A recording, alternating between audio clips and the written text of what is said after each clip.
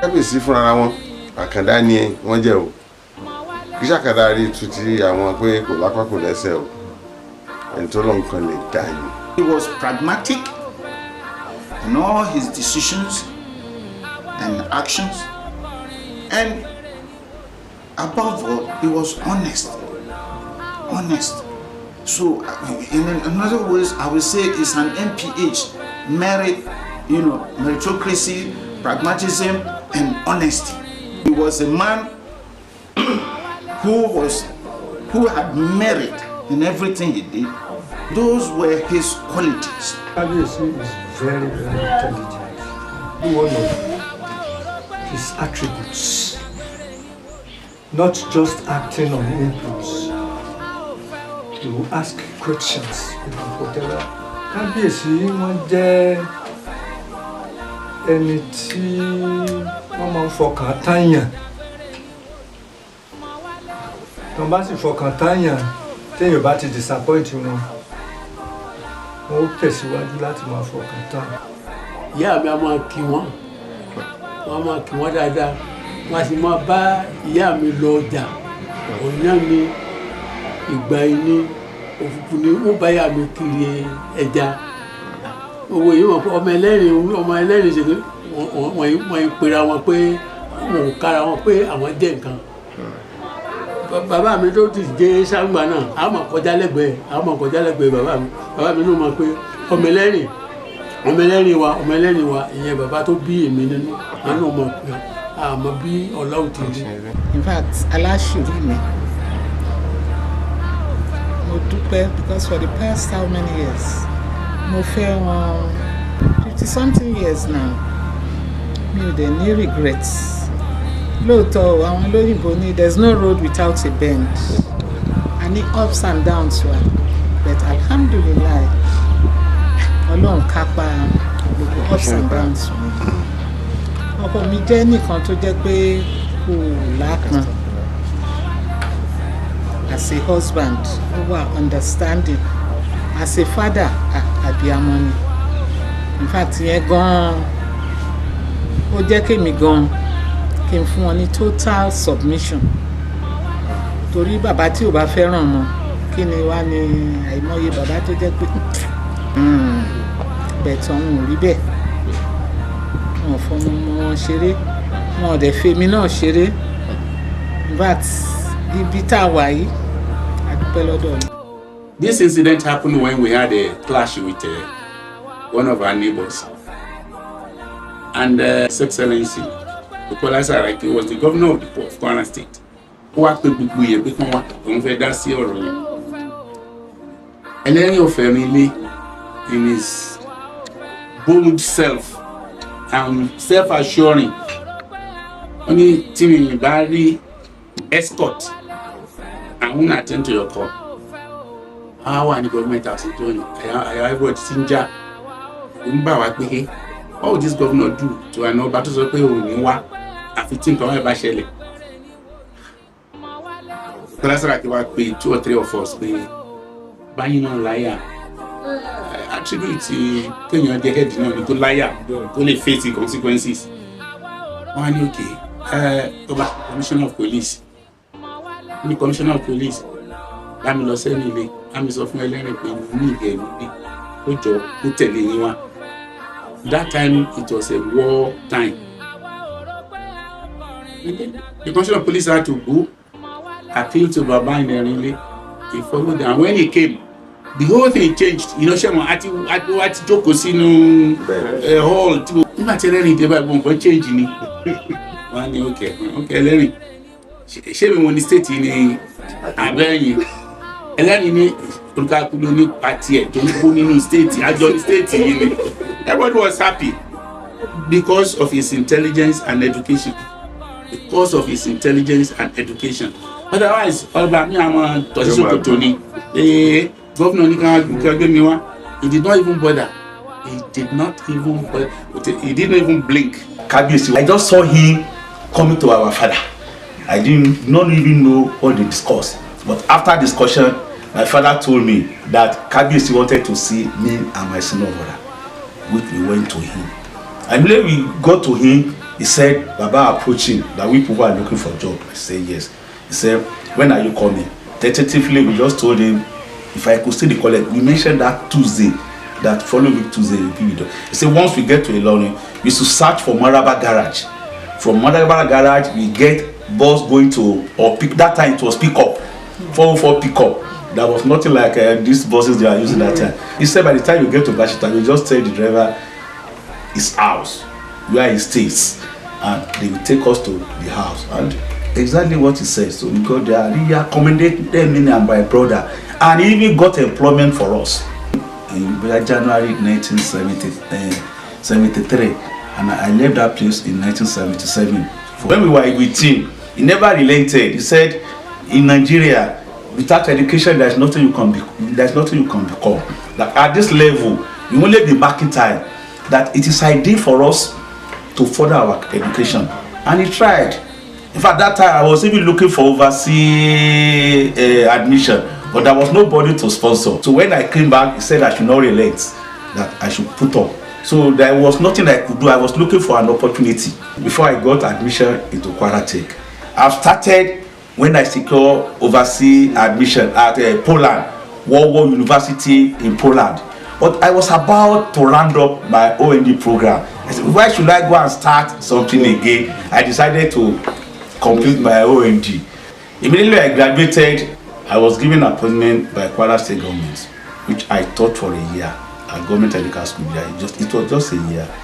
So after that 1 year, before I later proceeded to National Electric Power Authority before changing the name to Power Holding Company of Nigeria. So it was in that place that I rose to the position of the AGM before I finally disengaged or retired in August 2013 as a result of privatization of the organization. All my career, I may say, right from grade level 8 to 15, everything was under power industry. He has done a lot. Even when I wedded, the role he played by doing something and even by presenting us gifts. Somebody who gave you food, somebody who assisted you, somebody who accommodated you, somebody that cares for you in terms of your future, your career, how you live. In fact, if anybody should do that, it's somebody someone cannot forget. When you are looking for water, somebody that gave you water. When you are looking for food, somebody that gave you food. So he has tried a lot in my life, and it did not stop at that level, because I could realize that he was not selfish. As soon as he's a selfish man, he wouldn't have advised me to further my education.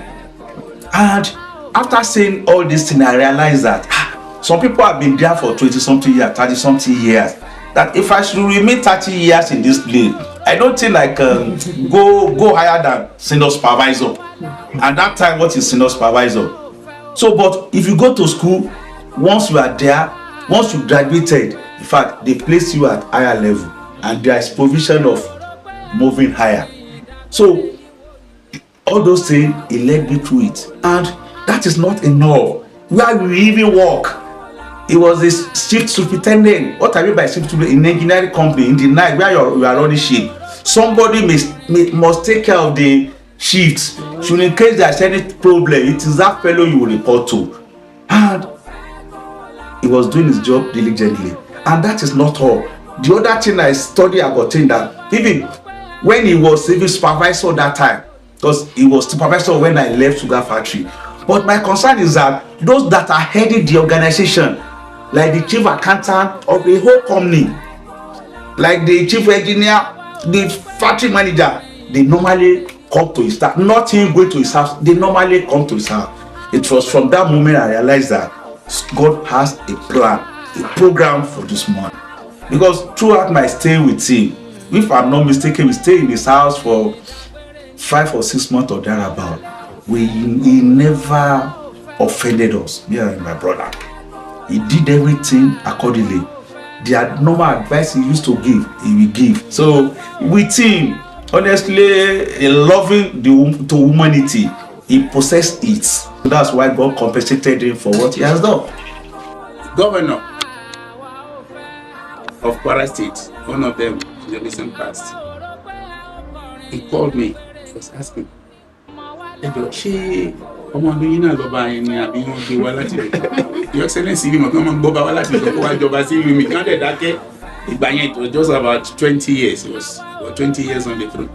I said it's our own, God given. God installed him. God gave him the life. God gave him everything. And God has given him virtually everything any human being can ask God to give him. It's good health, good family, good wife, good children. Communities follow him. Nobody is kicking against him. It's not, how will I say, it's not ordinary. So we làwọn ọmọ fi ń sọ pé àbálùfọ́n wà lẹ́yìn kábíyèsí wa. Above all, Ọlọ́run ló wà lẹ́yìn. This is somebody that we always advise you looking after someone's progress. So he really tried. It's a man I can never forget. Àsìkò wọn na kọ́kọ́ ní first commissioner ní state wa. Before then, wọ́n reckon pẹ̀lú ìlú wa. Wọ́n reckon pẹ̀lú Erin-Ile àwọn neighbors, àwọn tájọ jẹ́ state mates, tájọ jẹ́ kan náà. Wọ́n reckon pẹ̀lú ìlú. But nígbà tí kábíyèsí dé bẹ̀, we had the first commissioner. Our impression of an Oba at that our age was that the man sits idle in the palace here, he does not go anywhere. We were worried. What was Kabiyesi going to do? One of the things we have done is where we are now. This place had to be renovated. We were even planning to build a tennis court because I cannot imagine somebody waking up in the morning till night and he doesn't go somewhere. He was for 5-6 years in Basita, he didn't go on leave. That kind of man, suddenly one day, you tell him to sit down.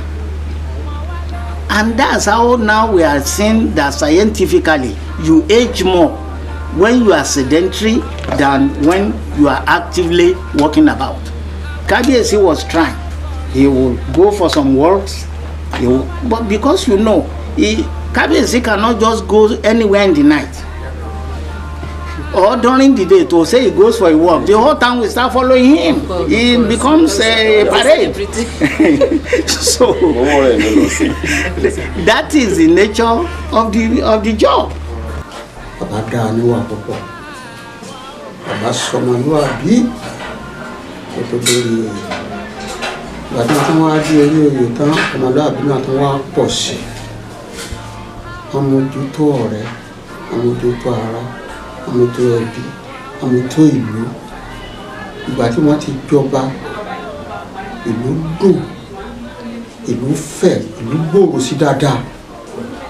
A rí olówó rẹpẹtẹ. Àrí ọ̀mọ̀wé rẹpẹtẹ. Ìtẹ̀síwájú ó wà fún àkókò tó ju rádà fún 40 ọdún náà nísìn. Gbogbo ọmọ oṣù náà wà dáadáa ni. Ìdí tó jẹ́ olé yọ̀hà dáadáa ni pé tá a bá dọ́dọ̀ rẹ̀ dáàgò kan lóru, tó bá ṣe dáàgò kan lóru ló sọ̀kalẹ̀ látòrí òkè. Àádìjọ fi kòjúkò, àádùmọ̀ sọ̀rọ̀. Ìtẹ̀síwájú gẹ́gẹ́ bí ìlú ẹ̀ ló ṣe dáa. Bí àdúgbò kan bá ń dàrú, irú tá a bá rí nípa rẹ̀ á sọ fún ó sì mójútó gbogbo ó sì ṣètò ní àkókò tiẹ̀. Mo dúpẹ́ lọ́dọ̀ Ọlọ́run pé ó fi sórí oyè bó ṣe dé orí oyè òun ọ̀rọ̀ èmi rẹ̀ very close ọ̀rọ̀. Can you imagine Ọọ̀ni of Ife living in his palace tó wá wá ẹlẹ́rìn wá sí Erin-Ile ọba Aláàfin kájọ́ wa máa sọ àwọn ọba kéékèèké wà tọ́lọ́ tún wá pọ́n Kábíyèsí wa lé. He made him the chairman of all the obas in Ọ̀yún local government area. Àpọ́nlé ńlá ni. Bàbá ní alága ìgbìmọ̀ lọ́balọ́ba ní Ọ̀yún. Aṣíwájú rẹ̀ ní wọn. Gbogbo ọba tí ń bẹ lọ́yún pátá náà wọ́n gbà pé aṣíwájú ọ̀hún ni bàbá. Bàbá àwọn sì ní pẹ̀lú. Nítorí pé gbogbo tí ń bá ti ń ṣe ìkan nínú gbogbo ọba Ọ̀yún ní ṣe bàbá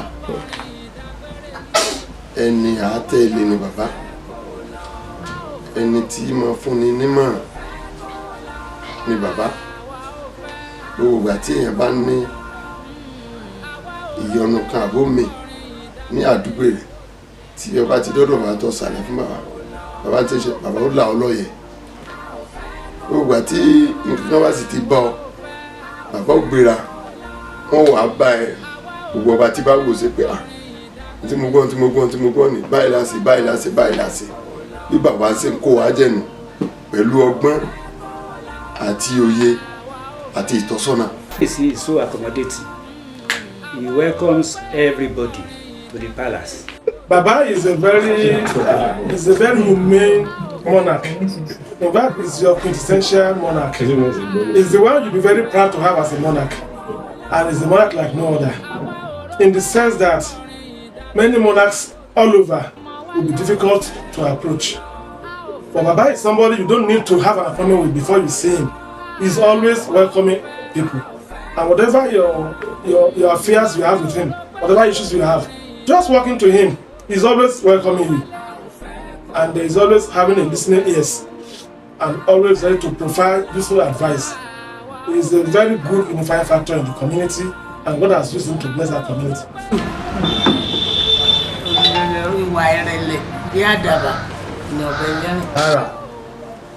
Radical changes, welcome changes, productive changes, administration, for instance.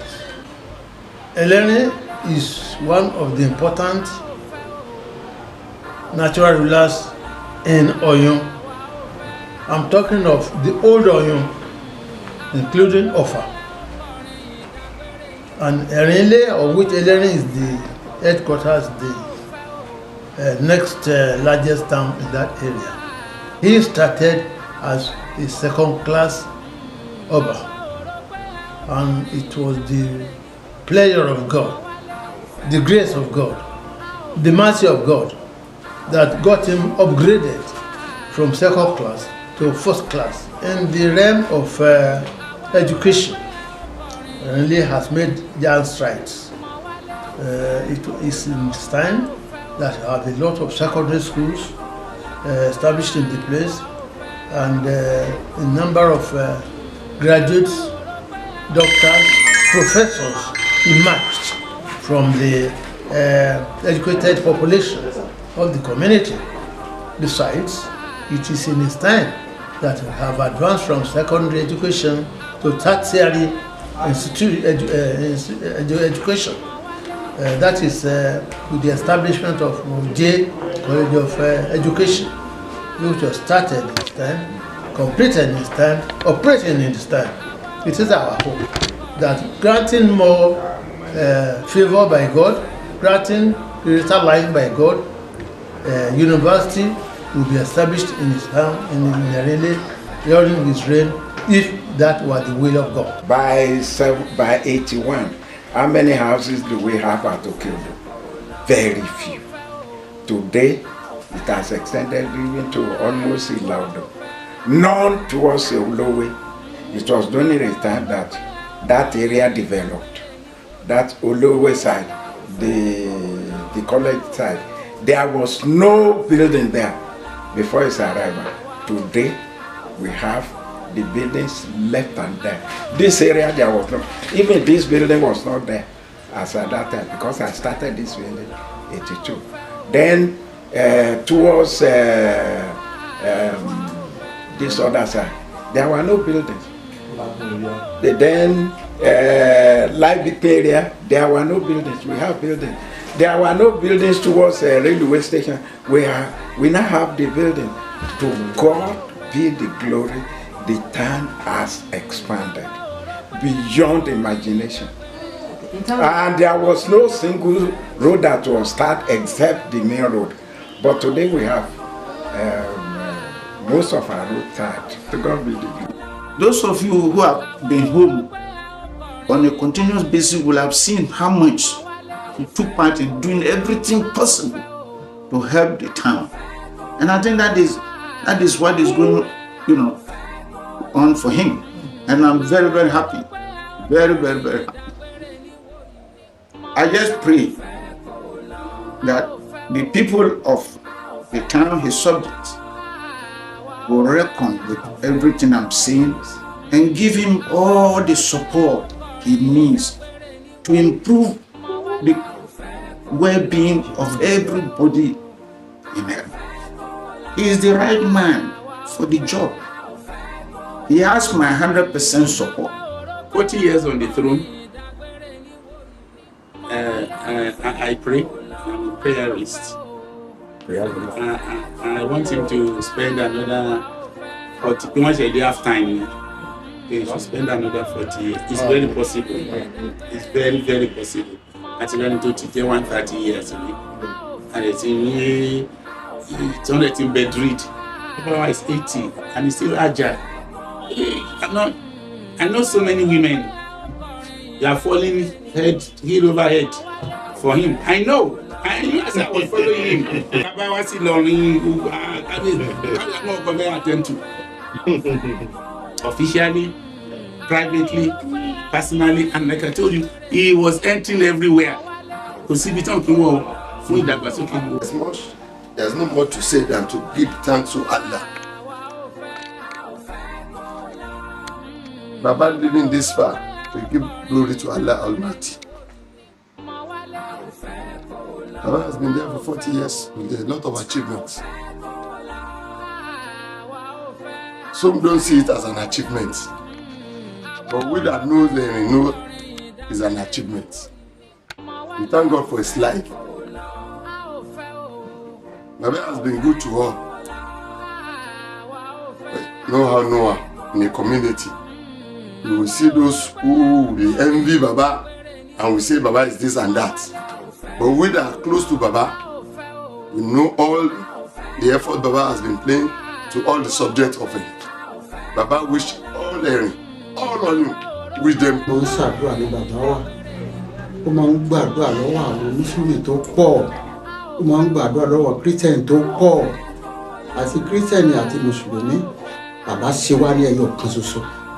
Ó dẹ̀ láìkí wá, bàbá máa láìkí wá. Bàbá láìkí Christian, ó láìkí Mùsùlùmí.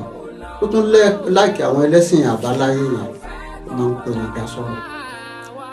The mere fact pé wọ́n survive 40 years on the throne is commendable. Tí ènìyàn bá wo àwọn ọba mi tó ti jẹ even after him tí wọ́n ti kọjá lọ. Then tí ènìyàn bá wo àwọn crisis within the community and external aggression tí wọ́n survive, I think worth the celebration. And it's a good quality of leadership. You know, you can't do without crisis, but ability to manage the crisis is commendable on the part of Kabiyesi.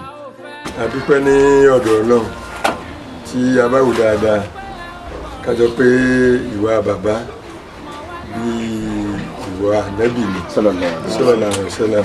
Bẹ́ẹ̀ náà ni ìwà bàbá wa Kabiyesi ti ọba ẹlẹ́rìn Alhaji AbdulGaniy Ibrahim Olusookun tẹ́lẹ̀ kejì. Bàbá náà Ọlọ́run jẹ́ ogun lẹ́mìí sí kí wọ́n kásì kí wọ́n máa pọ̀ sí kí lù wọ́n máa dáa sí. Tí ẹ bá ní kó máa sọ nípa bàbá ẹ̀yìn táwọn òdó ní mọ́tàlá ilẹ̀ àtúnṣúra tábà ní ká máa kà á kò ṣeé kà. Ètò wa parí rẹ̀ níbi ìwà bàbá. Èmi àti àwọn ọ̀rẹ́ mi Mufasiru Alhaji Idris Ọlọ́run kẹ́mi a lọ síbẹ̀. Ìgbà wa débẹ̀ a kanlẹ̀kùn wọ́n ní ẹ̀dákun ta ni wọ́n ní ìmáàmù àti àwọn èèyàn rẹ̀ ni wọ́n ní ẹ̀dákun àwọn ń bọ̀. Àwọn àríbi dá wa lóòótọ́ wa fi lọ wọ́n ní ká padà wá. Ó wá dijọ́ kejì wa padà lọ. Ìgbà wa padà lọ bàbá wa ń bẹ̀ à pé kí ẹ má bínú ẹ̀dákun pé àwọn ò dá lóhùn lánàá. Olóyè kó máa bẹ̀ akínlá wa olórí ìlú. Wọ́n wá ní kádàkùn ká má bínú. Bọ́n ṣe dá wa lóhùn lánàá ó ká àwọn lára bí wọ́n ti máa ń ṣe nìyẹn. Tẹ́ bá wá bàbá lọ tí ẹ bá wà lórí òkè èyí tí ẹ máa ń pé ọba ó di ìṣẹ́jú márùn-ún àbí ogún ìṣẹ́jú àbí ojú ẹsẹ̀ náà ní wọ́n sọ pé kí n máa bọ̀ bí ọ̀rọ̀ bàbá ti jẹ́ nù. A tọrọ àdúrà fún bàbá wa kábíyèsí ọba Ajíbọ́lá Olusookun kejì. Bó tilẹ̀ ṣe pé iṣẹ́ owó yẹn náà ni máa ń tọ́yàn. Bí èèyàn bá ń ṣiṣẹ́ àdúrà tá máa ń ṣe pèlè àdúrà náà ni ó máa bá. Téèyàn bá ti ń ṣiṣẹ́ pè tá máa ń ṣàdúrà fún nígbà tá à ń wà náà lé náà ni. Atọrọ ẹ̀mí gúngùn fún bàbá wa kábíyèsí kí Ọlọ́run Elédùmarè ọba aláàánú kó jẹ́ kí ẹ̀mí wọn gùn. Àfọ afẹ́ kó gùn nínú àìsàn tàbí nínú ìyà kí Ọlọ́run Elédùmarè kó má fi àìsàn kó má fi dá wọn lọ́lá kó sì jẹ́ kí dáadáa lọ Erin-Ile kó jẹ́ kó túbọ̀ tẹ̀síwájú lásìkò tiwọn. Atọrọ àdúrà fún ẹbí ará wọn náà gbogbo ìlú Erin-Ile lápapọ̀. Atọrọ ìlọsíwájú kí Ọlọ́run Elédùmarè tó ṣílẹ̀kùn ọjọ́ òní kó jẹ́ kí ìlọsíwájú kó jẹ́ kó bá ìlú Erin-Ile. Dúpẹ́ fún Ọlọ́run tí ó fún wa ní àǹfààní àti rọ́jọ́ òní. Àsìpẹ́ pé Ọlọ́run fi bàbá ìta lọ nílùú Erin-Ile. Tabaníká máa tẹnu bọ̀rọ̀ bàbá àásọ àníṣọtá. A rí pé Ọlọ́run ọba ti dúró ti ìlú Erin-Ile látàrí pé ó kọ́kọ́ fi bàbá ìta lọ rẹ̀. Gbogbo àwọn lọ à ń bọ̀ lórí ọ̀rọ̀ ẹjọ́ ni níbi lọ ni Ọlọ́run kan wọn kún wa. À ń rí wọn dé bá à ń rí wọn fún lábọ̀. Àbá sì ń lọ à ń rí wọn tí wọ́n ń wà lẹ́yìn wa gbogbo gbà ó jẹ́ kí ọkàn balẹ̀ pé ogun tá a bá ṣe Ọlọ́run ó fọwọ́ sí. A sì rí àpẹẹrẹ pé Ọlọ́run fọwọ́ sí orí pé gbogbo èyí tá a ti ń jà níwájú ilé ẹjọ́ Ọlọ́run fún wa ní àṣeyọrí ńbẹ̀. We give glory to Almighty Allah for sparing the life of our father. Baba to us in political sermon. I believe whoever that occupied political position in this community, Baba, one way or the other, do have an input. Baba can be likened to King Solomon, King David, all in the Bible or all these religious papers. Baba is an epitome of humility, an embodiment of character that cannot be equal anywhere. No, some people do misinterpret Baba because Baba is principled. But if he trusts you, if you build trust in him, if he builds trust in you, wherever you are, we always be supporting you. Ìlú Erin-Ile Ọlọ́run jẹ́ kó dára lóò ní gbàdúrà Erin-Ile jẹ́ gbogbo ọmọ ìlú Erin-Ile lọ́kùnrin lóbìnrin gbogbo náà lọ́wọ́ jẹ́ ká sórí ire lágbára lọ́wọ́ Ọlọ́run ìlú Erin-Ile ò ní bàjẹ́ o. A dúpẹ́ pé Ọlọ́run wà pẹ̀lú bàbá Ọlọ́run dúró tì wọ́n gidigidi. Pé Erin-Ile yìí yóò padà di ìlú tó tóbi ju bó ti wáyé lọ yóò sì lókìkí ju bó ti wáyé lọ yóò sì ní àtẹ̀síwájú àti ṣe orí àṣeréré ju tàtẹ̀yìnwá lọ àwọn ọmọ Ẹ̀rìn tí wọ́n máa rọ́wọ́ mú tí wọ́n sì máa ní ànító àti àníṣẹ́kù. When an Oba ascends a throne, the whole community and the town has a choice. You can either go up or you go down or you remain stagnant. Erin-Ile had become very, very dynamically progressive during this reign. We thank Almighty Allah for that. By the time we finish his term, because all terms must end, me now speaking, we thank Almighty Allah that he gave me the overtime. So by the time it will end, Erin-Ile will never be the same. What we met on ground is not what we are having today. We thank God. Dúpẹ́ lọ́dọ̀ Ọlọ́run tó ṣe wá kalẹ̀. Ọlọ́run gbàdúrà wa. Àmín. Alálẹ̀ Ẹ̀rìn ó gbé gbogbo wa pátá. Àti ilé àti ìdálẹ̀ àti gbogbo bí a bá wò wá. Alálẹ̀ Ẹ̀rìn ó gbé gbogbo wa pátá. A dúpẹ́ tó fún wa ní ọjọ́ tó fún wa lásìkò. Ta ni a fẹ́ yọ̀ sí ní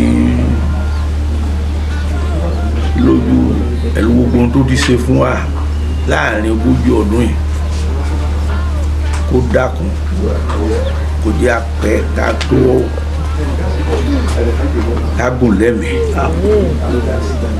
gbogbo ìlú Erin-Ile kí ọ̀rọ̀ wa ó máa di ọ̀tun gbogbo nǹkan mèremère tá à ń ti ń fojú sí látọdún àìníye kó bẹ̀rẹ̀ sí wọlé wá kó bẹ̀rẹ̀ sí wọlé wá ká má rí àwọn olùdẹ àwọn kan bẹ tí wọ́n jẹ́ olùdènà kò sí ní tẹ́ ẹ lè ṣe kò sí ní tẹ́ ẹ lè sọ bí wọ́n wà náà wọ́n wà Ọlọ́run bá dárí jẹ́ o Ọlọ́run bá dárí jẹ́ o Ọlọ́run gbàdúrà Ọlọ́run jẹ́ kó dáa.